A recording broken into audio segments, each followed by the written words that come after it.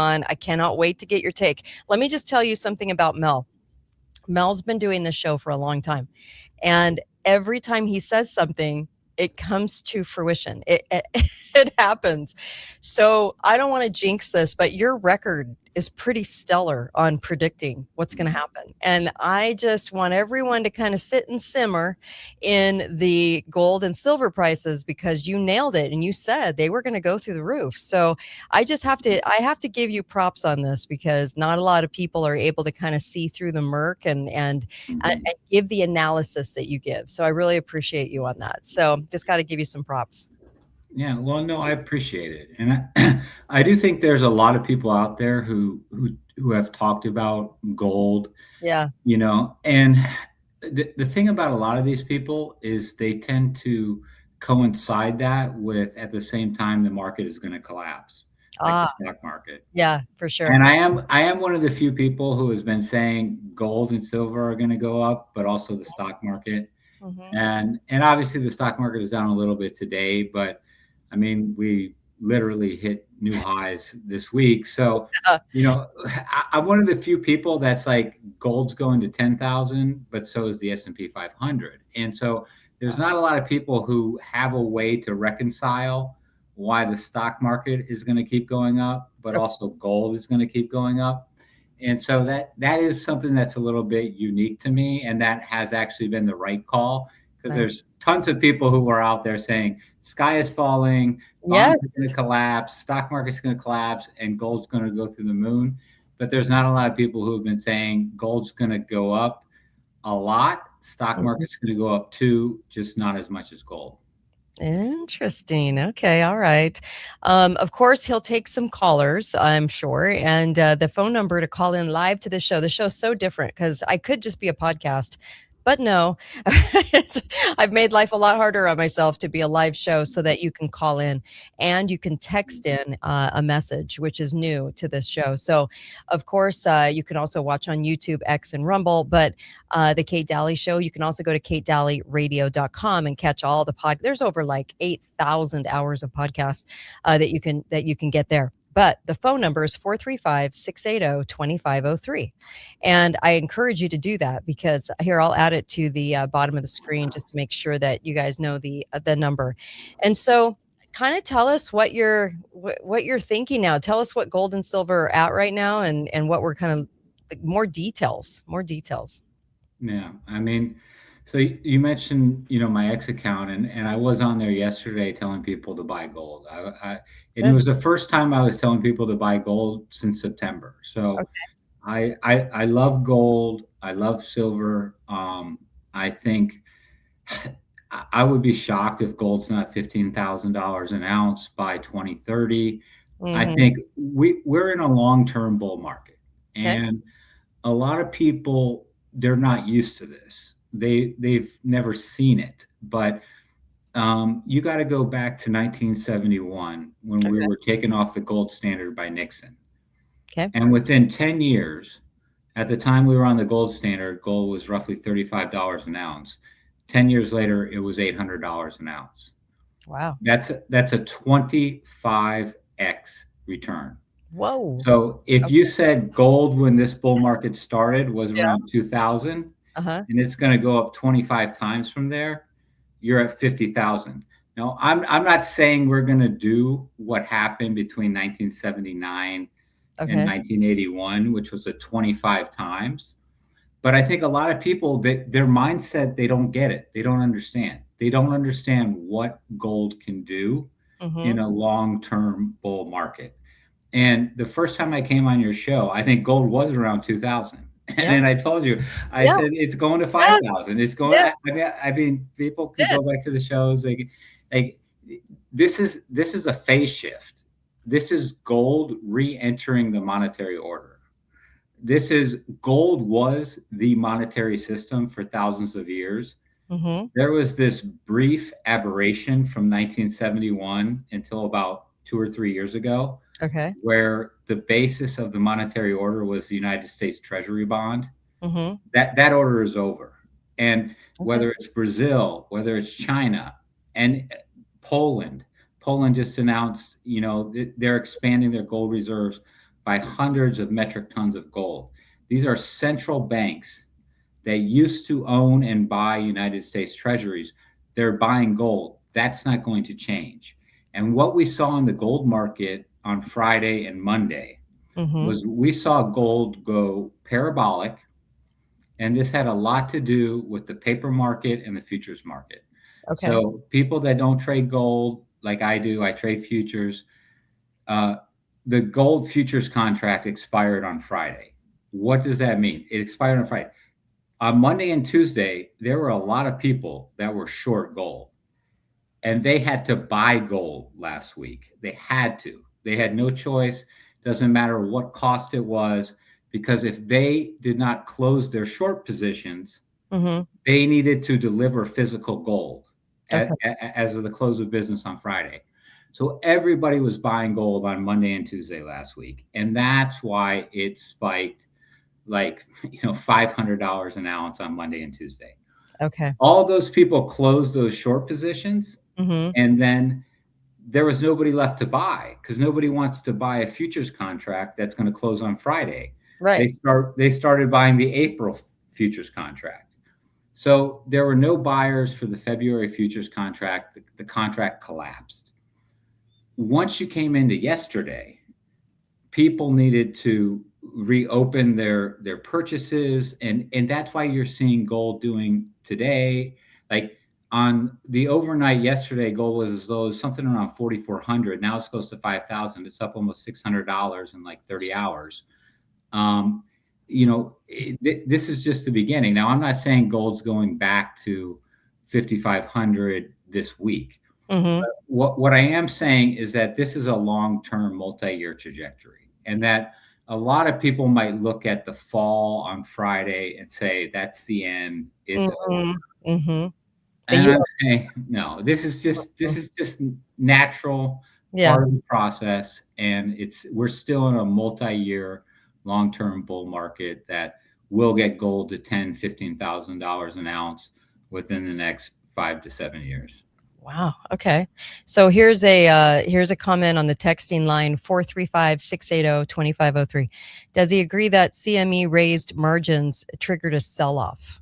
Yeah, they raise margins as well, and that's the paper market. Everybody knows about the paper market.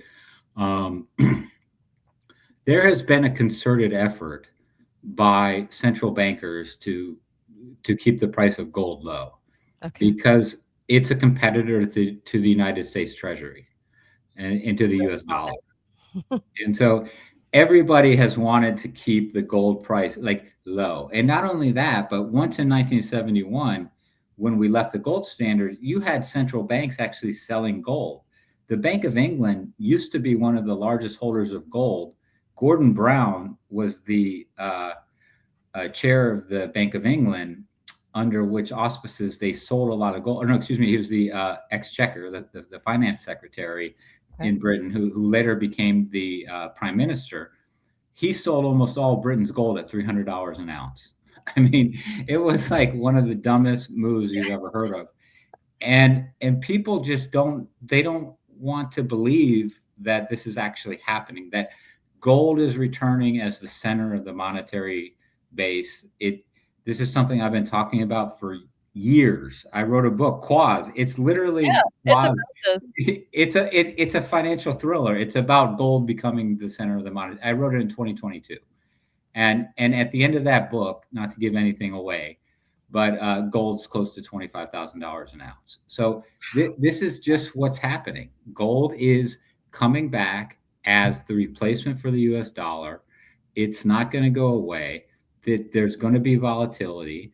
If Mhm. you look at a chart of gold from 1971 to 1981, when it went up 25 times, there were times when it went down 40, 50%. I mean, it will go down between now and 2035, Okay. but that does not mean that it's not going to be $15,000 an ounce in 5 years. Right. So this is just what happens when you're going through what I would call, people call it a monetary reset. There's plenty of terms for it.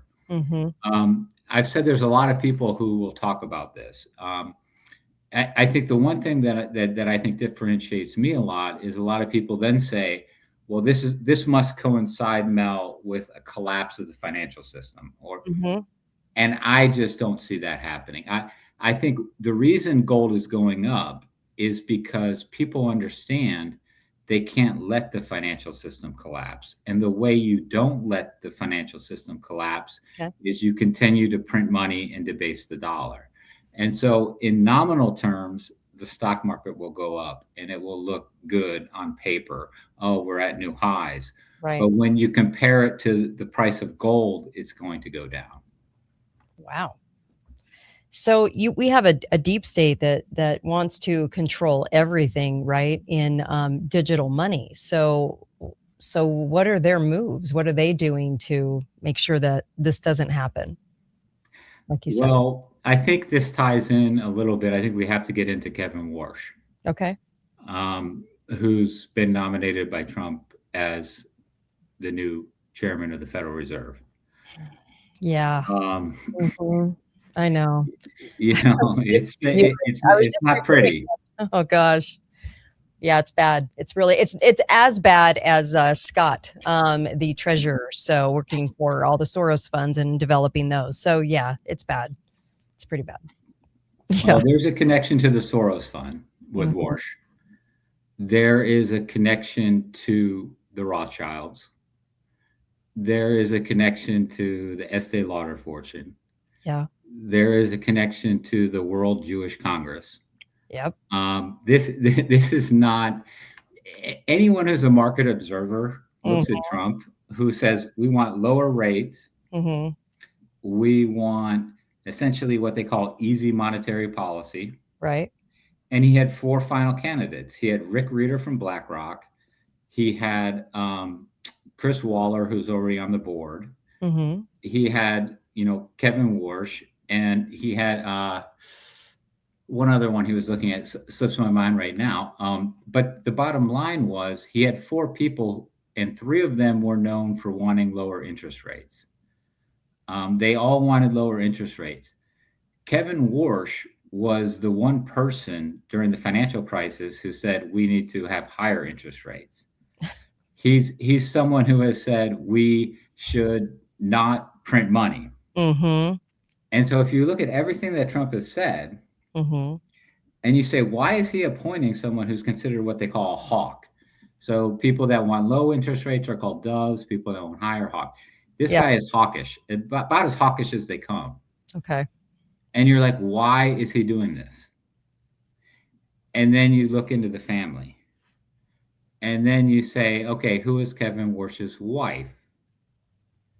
She is the daughter of the sole heir to the Estee Lauder billion-dollar cosmetic fortune, a guy named Ronald Lauder, Mhm. who happens to be the president of the World Jewish Congress, who happens to have as its chairman David de Rothschild. So we are now having a Federal Reserve president. This goes back, the first episode you and I ever did Uh-huh. Yeah. almost 2 years ago was about the Rothschilds and the formation of the Bank of England and how Yeah. central banks are evil, Yeah.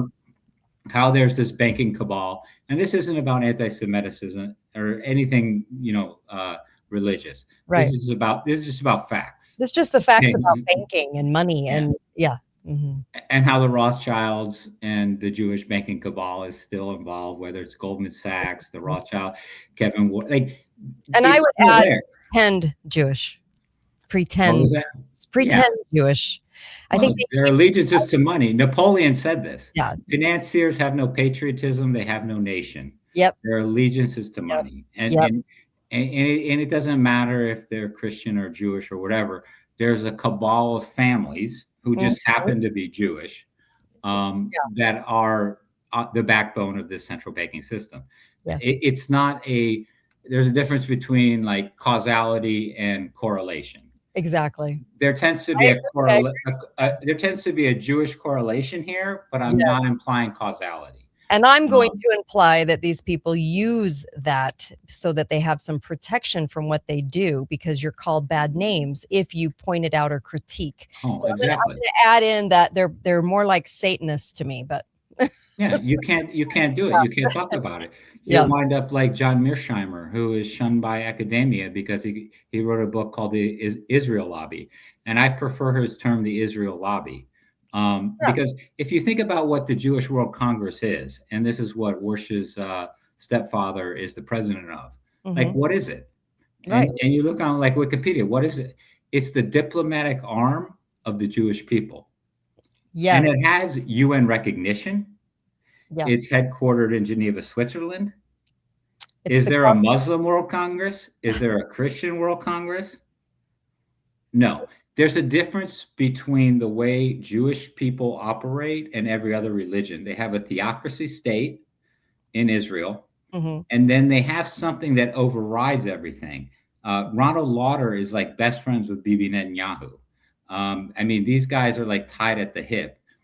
This is just the way things operate. These are facts. If people want to then claim that you're anti-Semitic because you're telling these facts, then that's fine. They can Got it. claim it. Yeah. But Fox News sure as heck won't say this. Oh, I know. CNN won't say it because you're not allowed to say this. And this Mhm. is what's so valuable about programs like yours, Kate, is this information is kept from people. Yep. You 100%. could watch 24 hours of news about Kevin Warsh, Mhm. and you could never hear What you that just his heard what Mel I just told you, what I just told you. And I say. think this is pretty important. I think this is pretty important information. And I think it explains a lot why Mhm. somebody who was known for being hawkish and wanting high interest rates gets appointed by Donald Trump, who has done nothing but say he wants low interest rates.